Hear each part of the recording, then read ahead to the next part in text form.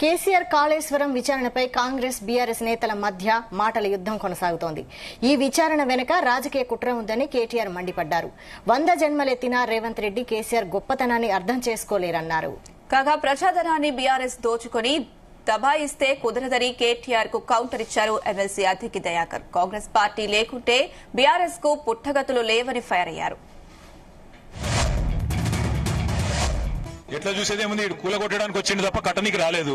ఈ పేదల ఇండ్లు కూలగొట్టడం, ఇట్లాంటి ప్రాజెక్టులు కూలగొట్టడం, విధ్వంసకరమైన ఆలోచనలు, రాజకీయ వేధింపులు, కక్ష సాధింపు తప్ప ఈ సన్నాసికి ఏమి చేత కాదని అర్థమవుతా ఉంది. అందులో అర్థం కాకపోవడానికి 100 జన్మలెత్తినా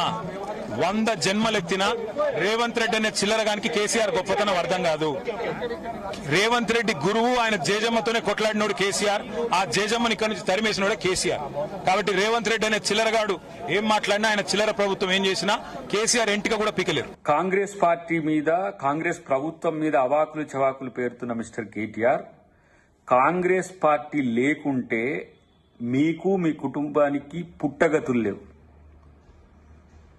ఆ రోజున తెలంగాణ ప్రజల కోసం కాంగ్రెస్ పార్టీ తెలంగాణ ఇవ్వాలనుకున్న పరిస్థితుల్లో 2004లో మీతో పొత్తు పెట్టుకున్న తర్వాత మీ పార్టీకి భవిష్యత్తునిచ్చింది కాంగ్రెస్ పార్టీ.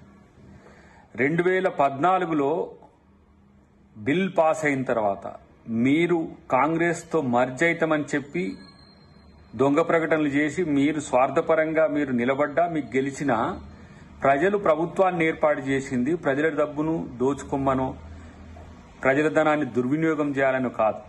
ఇలా ప్రాజెక్టుల పేరు మీద మీరు చేసిన ఏవైతే దందాలు ఉన్నాయో అవన్నిటికీ ఇలా ఏమైతుంది, మీరు మీ కుటుంబం మొత్తం ఇలా అవినీతిమయమైన పరిస్థితి. ఒకటి లిక్కర్ కేసులో మీ చెల్లి, ఇలా కాళేశ్వరం దాంట్లో మీ బావ, ఈ ఫార్మా రేసులో నువ్వు, చివరికి ఇవాళ మీ తండ్రి గారిని కూడా కాళేశ్వరం కమిషన్ ముందు నిలబెట్టింది అని అంటే తెలంగాణ ప్రజలకు మోసం చేసినందుకు, దగా చేసినందుకే. కాంగ్రెస్ కట్టిన ప్రాజెక్టుల మీద కామెంట్స్ చేస్తారు, కాంగ్రెస్ పార్టీ ప్రభుత్వం మీద కామెంట్ చేస్తారు, కాంగ్రెస్ పార్టీ నాయకుల మీద కామెంట్ చేస్తారు. మీకు కనీసము నియతుంటే కాంగ్రెస్ చేసిన మేలేందో మీకు, సమాజానికి విషయం పక్కన పెట్టి అంత పెద్ద ముచ్చట్లు మాట్లాడాల్సిన అవసరం లేదు. కానీ మీకు కనీస కృతజ్ఞత లేకుండా బీజేపీతో కలిసి కాంగ్రెస్ పార్టీని ఏ విధంగా నష్టం చేయాలని చూసింది తెలియదా? గత ఎన్నికల్లో, అంతకంటే ముందు ఎన్నికల్లో మీ నాన్న కాంగ్రెస్ పార్టీతో కలిసి మంత్రిగా ఉన్న రోజు కూడా పీఎఫ్ స్కామ్ కు సంబంధించి కూడా బీజేపీ ఆ కేసును కొట్టేసి మిమ్మల్ని ఇలా కాపాడుతున్నది బీజేపీ అనుకుంటున్నారు. కానీ ప్రజల నుంచి మిమ్మల్ని ఎవరు కాపాడలేరు.